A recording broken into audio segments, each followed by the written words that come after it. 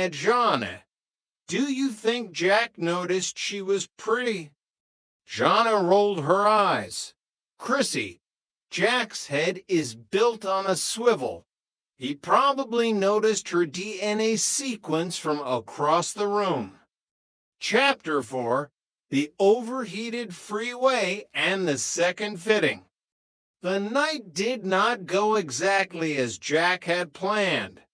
It began a nice dinner at a place that didn't serve anything in a cardboard box, but the trouble started on the return trip.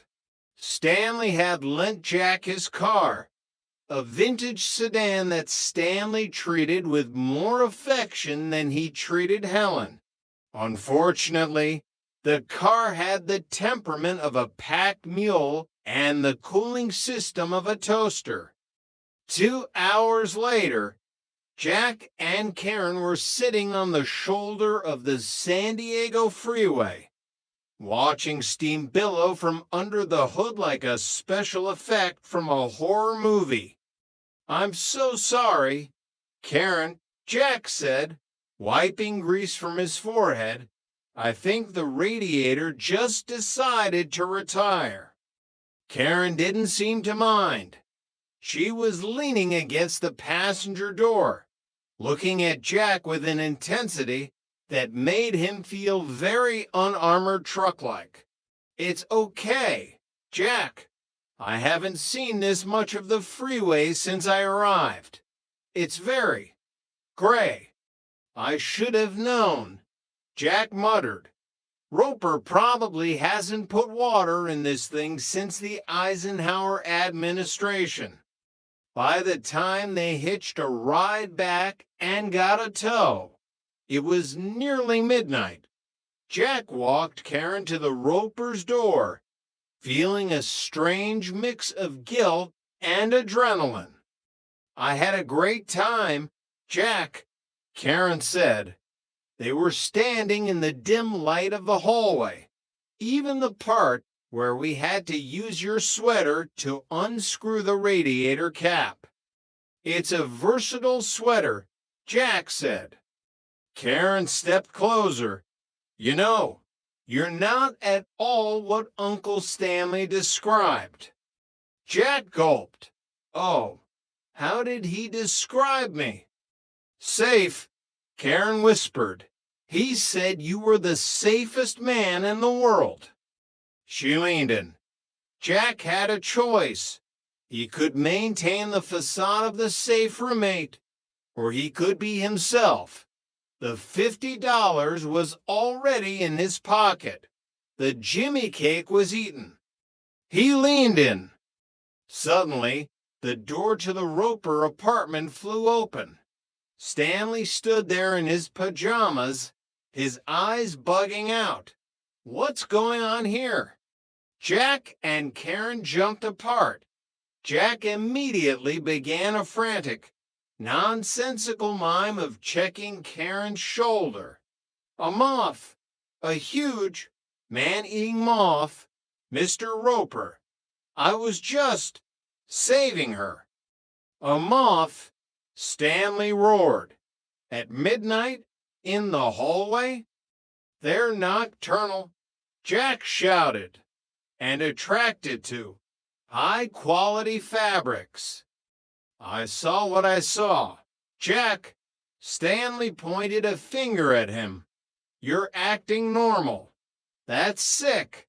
I let you live upstairs because I thought you were. You know. And here you are, attacking my niece." "I wasn't attacking," Karen protested. "I liked them off." "Get in the house, Karen," Stanley ordered. He turned back to Jack, his face purple. "As for you, Tripper, pack your things. You're out. I won't have a heterosexual living under my roof." Jack stumbled back, his heart racing. "But Mr. Roper, out." Chapter 5: The Silent Treatment and the Hero's Return. Jack climbed the stairs to apartment 201, his feet feeling like lead. He had $50 in his pocket, but he was about to be homeless. Worse, he had missed Jeanette's birthday party for a date that ended in a radiator explosion and an eviction notice. He pushed open the door. The lights were low. Jeanette and Chrissy were sitting on the couch, surrounded by empty beer cans and the remains of the Jimmy cake. "Hi," Jack said tentatively. "Silence." "I can explain," Jack said. More silence. Jeanette picked up a magazine and began reading it upside down. Chrissy looked at the ceiling, humming a tune that sounded vaguely like a funeral march. "Oh, boy," Jack sighed, sitting on the edge of the coffee table. "The silent treatment. If there's one thing I hate, it's the silent treatment. Look, I'm sorry I was late. The car overheated. We were stuck on the freeway. And then Roper caught us." Jonna lowered her magazine. "Caught you doing what, Jack?" "Chasing moths." Jack blinked. "How did you?" "We could hear the shouting from the hallway," Jonna said, her voice tight. "So, you're evicted. Congratulations. I hope the $50 covers the security deposit on a park bench." "Jack, we don't want you to leave," Chrissy said, her voice trembling. "But why did you have to be so Jackish?" "I couldn't help it," Jack groaned. "She's a beautiful woman, and the car was hot, and the night was young." Before the argument could escalate, a knock sounded at the door. It wasn't Stanley's heavy thumping. It was a soft, hesitant rap. Jack opened the door to find Stanley Roper standing there. He looked smaller somehow, his bravado replaced by a look of profound confusion. "Mr. Roper?" Jack asked. "I came to apologize," Stanley said, stepping into the room. He looked at Jonna and Chrissy, then back at Jack. "My niece. She told me everything." Jack's heart stopped. "Everything?" "Yeah," Stanley sighed. "She said she practically attacked you. She said she was so lonely and bored that she tried to force herself on you. And you were a perfect gentleman. You showed no interest at all. She said you seemed almost bored by her." Jonna and Chrissy looked at Jack. Jack looked at the floor, a slow, heroic smile spreading across his face. "Well, you know, Mr. Roper, a man has his principles." "I felt terrible," Stanley said. "Poor girl feels like she's over the hill. I told her not to worry.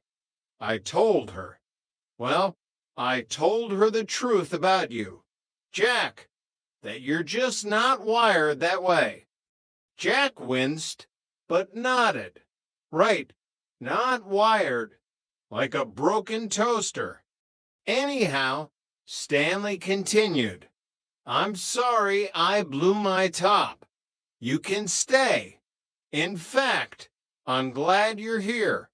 You're like a safety net for the whole building." As Stanley left, the room was silent for a beat. Then Jonna burst out laughing. "A safety net? Jack, you're a fraud. A complete and utter fraud. But a fraud with $50. Jack reminded them